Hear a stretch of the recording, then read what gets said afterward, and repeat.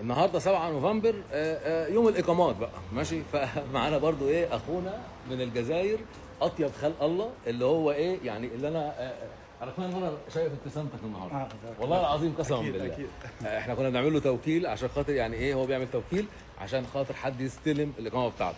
هو النهارده بصم، كان طبعا الاقامه بتاعته عن التكوين المهني. معانا واحد تاني برضو بصم النهارده، ما انا بقول لكم النهارده يوم الاقامات، ده جاي فيزا دي 2 اللي هو عن طريق الاستثمار، هو لسه جوه برضه. هنعمل معاه لقاء عشان ندون الحاجات دي كلها تمام. وقبل اي حاجه اخونا ده من الجزائر يعني كان نفسي ان انا اعمل معاه اللقاء زي ما بعمل مع الناس التانية قبل ما يروح يبصم. هو راح بصم الحمد لله وما خدش اي نوتيفيكيشن ولا خد اي حاجه، بس انا اشوف ابتسامته النهارده دي قسما بالله عندي انا بالدنيا، لان هو ابو عيال. وكفايه ان هو يعني كان عاوز يعني ايه القلق والتوتر، وده اللي هنتكلم بقى فيه، من الناس اللي بتديك طاقه سلبيه وتقعد تديك معلومات غلط تخوفك.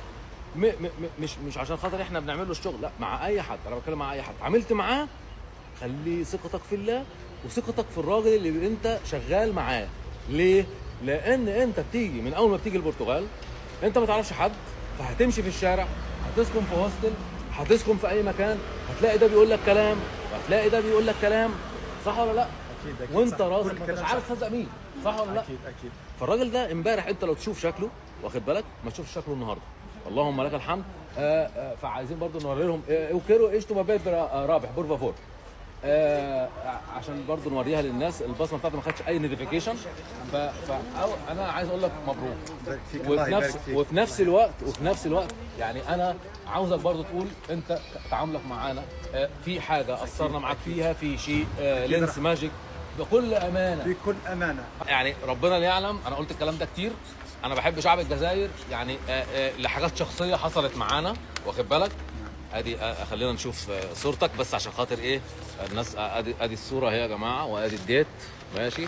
الديت اهو، مش عايزين نجيب البيانات كلها. ادي الديت اهو، النهارده 7 نوفمبر 2025، 7 نوفمبر 2025، وهو مفيش اي نوتيفيكيشن عشان مش عايز اجيب الورقه ايه كامله. بامانه الله انا يعني عاوزك تقول في اي شيء قصرنا فيه قوله، يعني قول الوحش قبل الحلو بس. انا راح نقول كل شيء قبل كل شيء.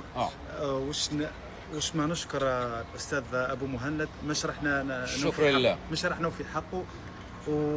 وثاني حاجه كيف قال الاستاذ، انا في اخر يوم اليوم قبل البصمه انا صار لي ستريس كبير من كلام الناس. انا كنت في الهوتيل نسمع الناس عاوزين كذا طالبين ورقه هكا وطالبين ورقه هكا. رحت انا عيطت، اتصلت بابو محمد، قال لي لا تقلق لا. قلت له انا كاين ناس، قال لي لا، قال لي انا نكمل لك الدوس. قلت له عاوز ملفي، قلت له انا اريد ملف. انا قال لي لا، قال لي ما نمدش ليك الملف. قال لي قال لي خليني، قال لي ملفك يخصني انا قبل ما يخصك انت. بالضبط. نعم، لان انا عارف انا عامل شغل ازاي. قال لي روح نام متهني. قبلني من راسي وقال لي روح نام متهني. وطبعا انا ارتحت الحمد لله.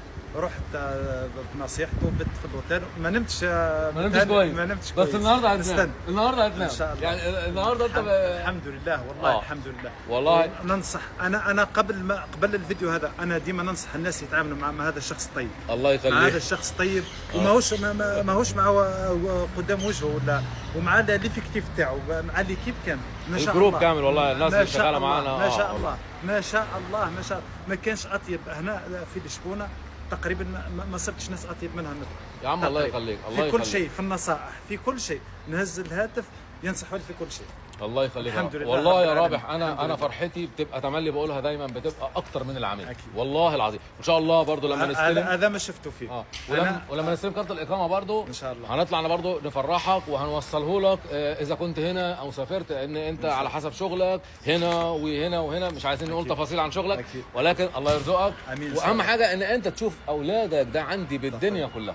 بالدنيا كلها. يعني انت قلت كلمه امبارح، انا قلت لك ربنا يوفقك عشان خاطر نيتك الطيبه، وانت فعلا انسان يعني طيب. لكن عايز اقول انت في ورقه عملتها ولا احنا عملنا لك الملف من اوله لاخره؟ ملف.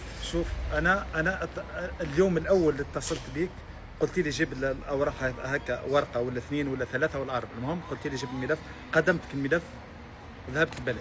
تمام. كامل الملف كامل عملته لي. ما عملتش انت والو لا ولا ورقه ولا ورقه. يعني احنا عاملين كل حاجه. انا الملف النهار الاخير قلت لي هاو الملف، شوف القيت عليه نظر اليوم الاخير ليله البصمه، قبل البصمه بيوم.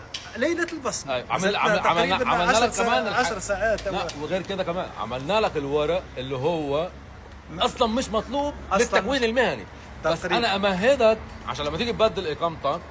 نذكر في حاجه لانه انا تقريبا ما شفت تقريبا قانون هنا في البرتغال يتغير كل شهر او كل شهرين او مع الاستاذ ابو اللي هو العقد الايجار ما عملش سكن، اللي هو كيف نقولوا بالفرنسيه اجور، راهو اجور معاه، يتغير قانون منه يكون معاه منه. ما طلبناش فلوس زياده.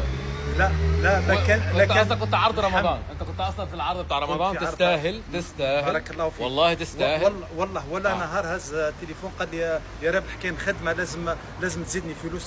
لا لا لا لا لا هذه شهاده لله. لا بس عزمنا على الغداء، انا اعترف.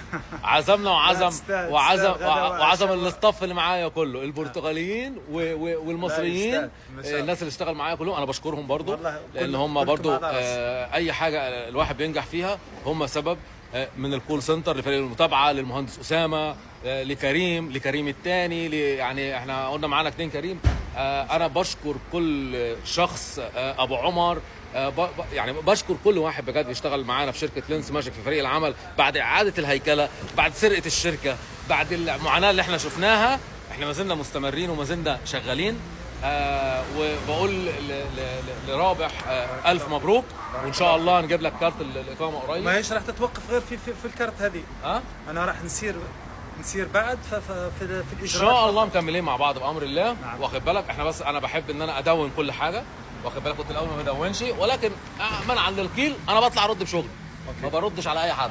جروبات بقى بتقول ابو مهند ابو مش عارف ايه، واخد بالك احنا الحمد لله ثابتين وجودنا من قبل ما نفتح الشركه، واحنا بندي معلومات للناس وما زلنا بندي معلومات للناس الحمد لله، ومش محتاجين حاجه من حد، وماشيين ببركه ربنا وبدعاء الناس المحترمه اللي بتتابعنا وبتاخد مننا المعلومه وما بتدورش ورانا. الحمد لله. بس الباقي كله بقى يعني بيقولوا ايه، خش وقش زي ما بيقولوا عندنا في مصر، مش عارف انت عارف المثل ده؟ تقريبا اوكي تقريبا. بس انا بحييك وبحيي شعب الجزائر كله وبشكرك، وحابب تقول اي حاجه قبل ما اقفل؟ والله مش راح نقول اللي حب يتعامل ما دام الفرصه مواتيه، ما دام لا حتى لو سيبك من انه يتعامل دي لا ما دام حابب تدي نصيحه لاي حد جاي، هذه كنصيحه، ما تقولش عندي انا اللي عايز يجي لي مش عايز يجي لي، انا امن الاسباب بالله. هي ما زالت فرصه في البرتغال، هذه نسمع بها يعني في اوروبا، في قاره اوروبا ما زالت الفرصه في البرتغال. صح. اللي حابب يجي للبرتغال يتعامل مع الشخص هذا الطيب، هذه نصيحه. يا عم يتعامل مع اي حد، ما عندي حتى فايده. لا يتعامل مع اي حد. نعم. ولكن انا بتجربه، انا نحكي على تجربتي. انا نشوف، انا هذه يقول لي نحن في الجزائر نقولوا سقسي المجرب ما تسقسيش الطبيب. لا انا بتجربتي، احنا مجرب كتير عندنا من الجزائر الحمد لله. انا مثال حي. لا والله امس كتير من الجزائر عندنا احنا. نعم. ونبعت لهم الكروت لحد الجزائر، خلي بالك. وفي فيديوهات يعني واليوم معايا امثله كيف اليوم تعرفت برجال ما شاء الله، يعني تعرفت بناس كويسين ما شاء الله، اخواتي رجال ما شاء الله طبعا، وتفضل اخ لينا ومش موضوع معامله وخلاص. وربنا يقدرنا ان احنا نقدر نساعد الناس بمعلومات حتى لو ما بيتعاملوش معانا. احنا اللي يهمنا في الاول وفي الاخر ان احنا الحمد لله في مصداقيه في معلوماتنا، واخد بالك، لان احنا بنتعامل مع ناس بروفيشنال، ومن قبل ما نفتح الشركه برضو ما زلنا بندي معلومات. نتمنى التوفيق للجميع. والراجل اللي واقف ورايا ده اهو الدكتور عمرو ده خد فيزا دي 2 وبصم النهارده يوم الاقامات يعني من مصر. اللي حكيت عليها تعالى قبل ما نختم الفيديو عشان نعمل معاه لقاء برضه. تحياتي ليك يا دكتور، الحمد لله على السلامه والف مبروك، وهنعمل مع بعض برضه لقاء على فيزا دي 2.